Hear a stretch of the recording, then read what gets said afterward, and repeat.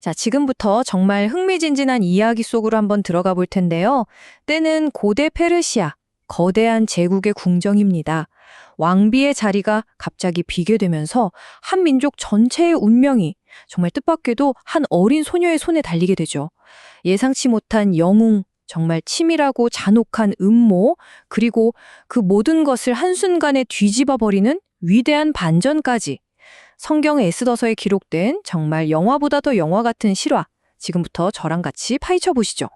이 모든 이야기의 시작은 바로 이 숫자 180일에서부터입니다. 180일이라니 이게 무슨 숫자일까요? 바로 당시 페르시아 제국을 다스리던 아하수에로 왕이 벌인 잔치가 열린 기간입니다. 무려 6달, 반년 동안이나 계속된 거죠. 왜 이런 어마어마한 잔치를 열었을까요? 당연히 자신의 제국이 얼마나 부유하고 강력한지를 온 세상에 과시하고 싶었던 겁니다. 그런데 말이죠. 이 끝없이 화려했던 잔치가 앞으로 닥쳐올 끔찍한 비극의 시작이 될 줄은 정말 아무도 상상하지 못했습니다. 자, 그럼 이야기의 첫 번째 장을 열어보겠습니다. 바로 한 왕비의 저항, 그리고 새로운 왕비의 등장입니다. 아니, 왕의 명령을 거부한 한 여인의 행동이 어떻게 역사의 물줄기를 완전히 바꿔놓는 그런 거대한 나비 효과를 불러왔을까요? 한번 보시죠. 사건은 이랬습니다. 한창 잔치가 무르익었을 때 술에 취한 왕이 와스디 왕비에게 정말 황당한 명령을 내립니다. 모든 신하들 앞에 나와서 당신의 그 아름다운 모습을 좀 뽐내보라는 거였죠. 글쎄요, 이걸 어떻게 받아들여야 할까요? 왕비는 이걸 모욕이라고 느꼈던 것 같아요. 그래서 인간으로서의 존엄성을 지키기 위해 이 부당한 명령을 단호하게 거부합니다. 정말 대단한 용기죠? 하지만 이 용감한 저항은 곧 왕의 권위에 대한 정면 도전으로 해석됐고, 그녀는 결국 하루아침에 왕비 자리에서 쫓겨나게 됩니다. 자, 왕비의 자리가 공석이 됐잖아요? 그래서 전국적으로 새로운 왕비를 뽑기 위한 뭐랄까 거대한 오디션이 열립니다. 그리고 바로 이때 우리 이야기의 진짜 주인공이 무대에 등장하죠. 바로 유대인 고아 소녀였던 에스터입니다. 그녀는 사촌인 모르드게의 조언을 따라서 자신이 유대인이라는 사실을 철저히 숨긴 채 왕궁에 들어가요. 그런데 정말 놀랍게도 왕의 마음을 단번에 사로잡아서 새로운 페르시아의 왕비로 간택됩니다. 하지만 이 화려한 왕비의 자리, 그 뒤에는 언제 터질지 모르는 아슬아슬한 비밀이 숨겨져 있었던 거죠. 이제 두 번째 장으로 넘어갑니다. 바로 악당의 음모. 네, 드디어 이 이야기의 빌런이 등장할 차례입니다. 그의 이름은 하만. 대체 그의 증오심이 얼마나 컸기에 제국 전체를 위협하는 그런 끔찍한 계획으로까지 이어졌을까요? 모든 갈등의 시작은 바로 이 두 남자였습니다. 한쪽에는 왕 다음가는 2인자 권력을 쥐고 모두 내 앞에 무릎 꿇어라고 외치는 교만한 남자 하만이 있고요. 다른 한쪽에는 나는 오직 나의 신에게만 무릎 꿇는다는 굳은 신념을 가진 유대인 모르드게가 있었습니다. 모르드게가 절을 하지 않자 하만의 자존심은 정말 산산조각이 나버립니다. 이 작은 충돌이, 정말 사소해 보였던 이 거절이 걷잡을 수 없는 분노의 불길로 활활 타오르기 시작하는 거죠. 보세요. 모르드게 한 사람에 대한 분노가 정말 상상도 할 수 없는 끔찍한 계획으로 번져나갑니다. 하만은 그냥 모르드게만 없애는 걸로 만족하지 못했어요. 제국 전역에 흩어져 사는 모든 유대인, 그러니까 젊은이, 늙은이, 어린이, 여자 할 것 없이 단 하루 만에 전부 다 죽여버리려는 정말 끔찍한 학살 계획을 세웁니다. 그리고 왕을 교묘하게 속여서 이 무시무시한 명령서에 왕의 도장까지 받아내고 말죠. 그럼 그 끔찍한 학살의 날은 어떻게 정해졌을까요? 바로 부르라고 불리는 제비뽑기로 정해졌습니다. 이제 페르시아 제국에 사는 모든 유대인들에게는 말 그대로 죽음의 카운트다운이 시작된 겁니다. 시간은 야속하게 흘러가고 공포와 절망감이 유대인 사회 전체를 집어삼키기 시작합니다. 자, 세 번째 장입니다. 이때를 위함이라 정말 모든 것이 끝났다고 생각되는 절체절명의 위기.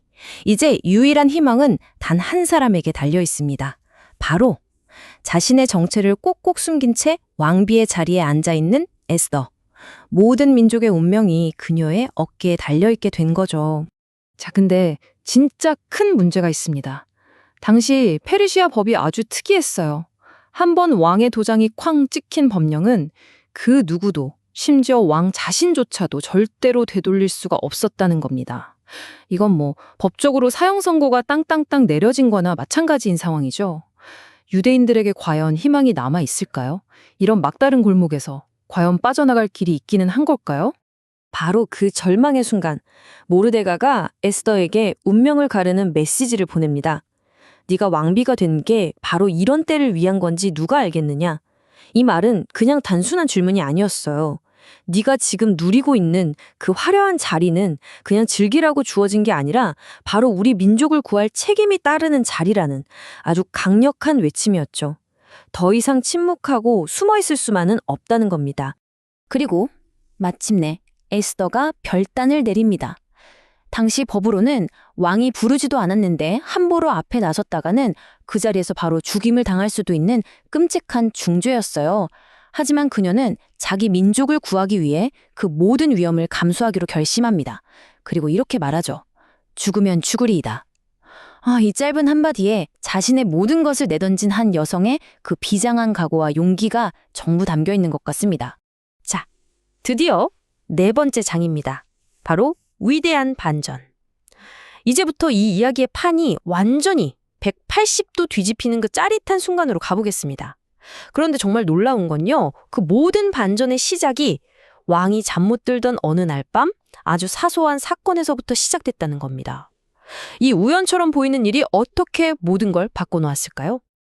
그러니까 말이죠. 모든 일의 시작은 정말 사소한 왕의 불면증이었어요. 밤에 잠이 너무 안 오니까 심심풀이로 신하한테 옛날 궁중일기나 좀 읽어봐라 한 거죠. 그런데 듣다 보니 거기서 아주 중요한 하지만 완전히 잊고 있었던 기록 하나를 발견하게 됩니다. 뭐냐 하면 예전에 모르드게라는 사람이 자신을 암살하려던 음모를 미리 알려줘서 목숨을 구한 적이 있었다는 거예요. 그런데 생각해보니 이렇게 큰 공을 세운 사람한테 자기가 아무런 상도 내리지 않았다는 걸 뒤늦게 깨닫게 된 거죠. 그런데 정말 기가 막힌 건 타이밍입니다. 바로 그때 모르드게를 매달 교수대를 자기 집 마당에 세워놓고 이제 왕의 허락만 받으러 온 하만이 딱 궁궐 뜰에 나타난 거예요. 왕이 마침 잘 됐다 싶어서 하만에게 묻습니다. 내가 정말 높여주고 싶은 사람이 있는데 어떻게 해주는 게 가장 큰 영광이겠는가? 하만은 뭐 1초의 망설임도 없이 당연히 나를 말하는 거구나 라고 생각했겠죠. 그래서 자기가 받을 수 있는 가장 화려하고 가장 거창한 영광스러운 계획을 신나게 들어놓습니다. 그리고 바로 이 지점에서 정말 통쾌한 반전이 터져 나옵니다. 왕이 하만의 그 거창한 계획을 다 듣고 나서 이렇게 명령하는 거예요. 오, 아주 좋은 생각이다. 그럼 지금 바로 네가 말한 그대로 네 원수인 유대인 모르드게에게 행하도록 해라. 와, 상상이 가시나요? 한순간에 천국에서 지옥으로 뚝 떨어진 하만. 이제 자기 손으로 자기가 가장 죽이고 싶어 했던 그 원수를 최고로 높여줘야 하는 정말 굴욕적인 상황에 처하고 만 겁니다. 그리고 드디어 모든 것이 터지는 클라이맥스의 순간이 옵니다. 에스더가 왕과 하만을 위해 준비한 2번째 잔치자리에서였죠. 에스더는 드디어 왕 앞에서 자신이 유대인이라는 사실을 밝힙니다. 그리고 저와 제 민족을 전부 죽이려고 하는 음모의 배후가 바로 여기 함께 있는 하만입니다. 라고 폭로하죠. 모든 진실을 알게 된 왕은 불같이 화를 내고 결국 하만은 자기가 모르드게를 매달려고 자기 집에 세워뒀던 바로 그 교수대에서 비참한 최후를 맞이하게 됩니다. 이 표를 한번 보세요. 모든 걸 한눈에 보여주죠? 제국의 2인자였던 하만은 결국 처형당하며 몰락하고 반대로 학살당할 뻔했던 모르드게와 유대인들은 존귀하게 되고 승리하게 됩니다. 시작과 끝이 이렇게 완벽하게 뒤바뀔 수가 있을까요? 이야말로 정말 위대한 반전이라는 말이 딱 어울리는 것 같습니다. 자, 이제 마지막 장입니다. 슬픔에서 축제로 한 악당이 몰락한 것으로 끝이 아니었죠. 이것이 어떻게 한 민족 전체의 구원으로 이어졌고 또 오늘날까지 기념되는 축제로 남게 되었을까요? 이야기의 마지막을 함께 보시죠. 이제 하만이 차지했던 총리 자리에 모르드게가 오릅니다. 그가 왕의 허락을 받아서 새로운 법령을 만들어요. 근데 앞서 말했듯이 한 번 내려진 왕의 명령은 취소할 수가 없잖아요. 그래서 정말 기가 막힌 아이디어를 냅니다. 기존의 학살 명령은 그대로 두되 새로운 법령을 내려서 유대인들은 그날 자신들을 공격하는 사람들에게 합법적으로 맞서 싸우고 스스로를 지킬 수 있다라고 선포해버린 거죠. 그리고 마침내 운명의 그날이 왔습니다. 원래대로라면 유대인 대학살이 벌어졌어야 할 바로 그날이요. 오히려 제국 곳곳에서 유대인들이 힘을 합쳐서 자신들을 죽이려던 원수들과 싸워 아주 통쾌한 승리를 거둡니다. 역사상 가장 슬픈 날이 될 뻔했던 그날이 가장 기쁘고 영광스러운 승리와 구원의 날로 완전히 뒤바뀌어 버린 거죠. 그리고 이 놀라운 승리와 반전을 영원히 기억하기 위해서 불임절이라는 축제가 생겨났습니다. 그런데 여기서 마지막 반전이 하나 더 있어요. 이 축제 이름인 불임이 무슨 뜻이냐면요. 바로 악당 하만이 유대인들을 학살할 날짜를 정하려고 던졌던 그 제비, 부르에서 나온 말이란 겁니다. 생각해보세요. 자신들을 파멸시키려던 그 도구의 이름이 이제는 자신들의 구원을 축하하는 축제의 이름이 된 거예요. 정말 이보다 더 완벽한 역전극이 있을까요? 한 사람의 용기 있는 선택이 민족 전체를 구하니 2500년 전의 이야기가 지금을 살아가는 우리에게도 참 많은 걸 생각하게 하는 것 같아요. 거대한 불의의 앞에서 침묵하지 않을 용기, 또 아무리 절망적인 상황이라도 반드시 길은 있다는 희망 같은 것들이요. 혹시 여러분의 삶에도 내가 바로 이때를 위해 여기 있었구나라고 느꼈던 순간이 있으신가요? 불가능해 보이는 역경 앞에서 이 에스더의 이야기가 우리에게 어떤 지혜와 용기를 주는지 한 번쯤 깊이 생각해보는 시간이 되셨으면 좋겠습니다.